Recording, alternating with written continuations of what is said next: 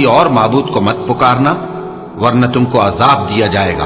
और अपने करीब के रिश्तेदारों को डर सुना दो, और जो मोमिन तुम्हारे पैरव हो गए हैं उनसे तवाज़ु से पेश आओ।